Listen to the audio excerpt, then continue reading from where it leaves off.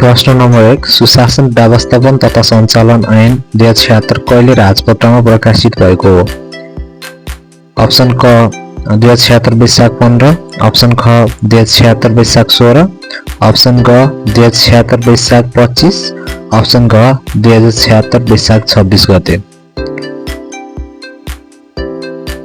साथीहरु यसको सही एन्सर रहेको छ अप्सन ग 2076 प्रदेश सुशासन व्यवस्थापन तथा सञ्चालन ऐन 2076 मा जम्मा कतिवटा दफा रहेका छन्? अप्सन क दफा 46, अप्सन ख दफा 56, अप्सन ग दफा 76, अप्सन घ दफा 96। साथीहरु यसको सही एन्सर रहेको छ अप्सन क दफा 46। प्रश्न नम्बर 3 गुनासो व्यवस्थापन सम्बन्धी व्यवस्था प्रदेश सुशासन व्यवस्थापन तथा सञ्चालन ऐन 2076 को दफा कतिमा उल्लेख गरिएको छ? दफा 20, दफा 40, दफा 30, दफा 35। यसको सही एन्सर रहेको छ साथीहरु अप्सन ग दफा 30। प्रश्न नम्बर 4 सुशासन व्यवस्थापन तथा सञ्चालन ऐन अनुसार विदेश स्थित बैंकमा खाता खोल्दा कर्मचारीले कसको स्वीकृति लिनु पर्दछ? स्थानीय सरकार, नेपाल सरकार, प्रदेश सरकार र अप्सन घ सम्बन्धित मन्त्रालय। साथीहरु यसको सही एन्सर रहेको छ अप्सन ख नेपाल सरकारको स्वीकृति। प्रश्न नम्बर 5 प्रत्येक मन्त्रालयमा शासकीय सुधार एकाइको स्थापना हुनेछ भन्ने व्यवस्था ऐनको कुन दफामा गरिएको छ? अप्सन क दफा 18, अप्सन ख दफा 21, अप्सन ग दफा 30, अप्सन घ दफा 38।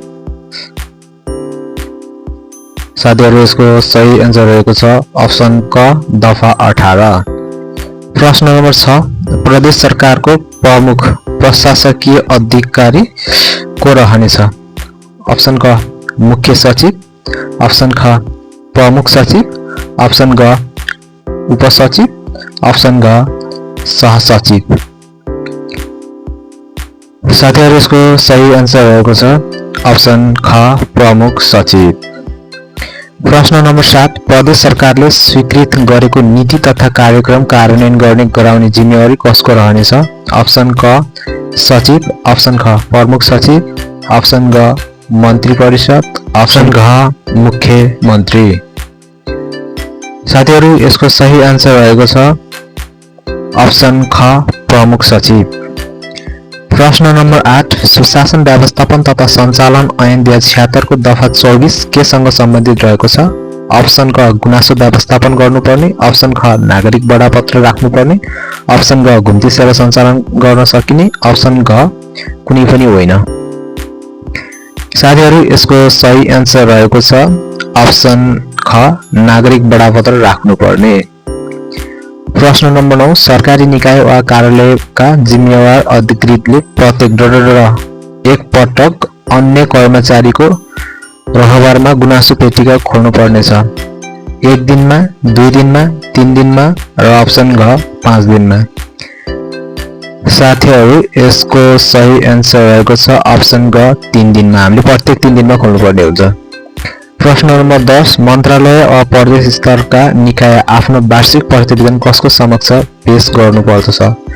सम्बन्धित मन्त्रालय, मुख्य मन्त्री तथा मन्त्री परिषदको कार्यालयमा, तालुक कार्यालयमा र कुनै पनि होइन। साथीहरु यसको सही एन्सर रहेको छ अप्सन ख मुख्य मन्त्री तथा मन्त्री परिषदको कार्यालयमा।